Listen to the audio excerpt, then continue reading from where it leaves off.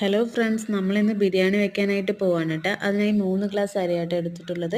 ഒരു പാത്രത്തിലേക്ക് അരിയിട്ടതിന് ശേഷം നന്നായി കഴുകി വൃത്തിയാക്കി കുതിരാനായി വെച്ചിട്ടുണ്ട് കേട്ടോ. ബിരിയാണിക്ക് ആവശ്യമായ സവോള, തക്കാളി, മല്ലിയില, പുതിനയില, ഒരു നാരങ്ങയുടെ നീര്, പച്ചമുളക്, ഇഞ്ചി വെളുത്തുള്ളി പേസ്റ്റ് എന്നിവ റെഡിയാക്കി വെച്ചിട്ടുണ്ട് കേട്ടോ. ഒരു കുക്കറിലേക്ക് സൺഫ്ലവർ ഓയിൽ ഒഴിച്ചതിന് ശേഷം സ്പൈസസ് ഇട്ട് കൊടുക്കുന്നുണ്ട്. അതിനുശേഷം 3 പച്ചമുളക് ഇട്ട് കൊടുക്കുന്നുണ്ട്. പിന്നെ നമ്മൾ അരിഞ്ഞ് മാറ്റി വെച്ച സവോള ഇട്ട് നന്നായി വതക്കി കൊടുക്കുന്നുണ്ട് കേട്ടോ. സവോള നല്ലപോലെ വതങ്ങിയതിന് ശേഷം അരിഞ്ഞ് വെച്ച തക്കാളി ഇട്ട് കൊടുത്ത് നന്നായി വതക്കിയെടുക്കുന്നുണ്ട്.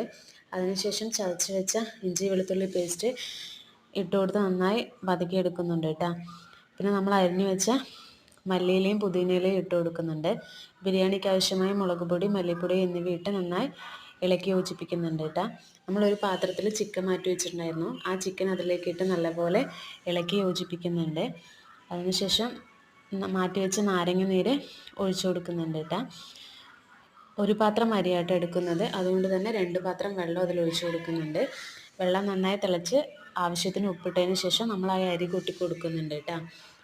എന്നിട്ട് കുക്കർ ലോ ഫ്ലെയിമിൽ 2 വിസിൽ വരുന്നത് വരെ വേവിച്ചെടുക്കുന്നുണ്ട്.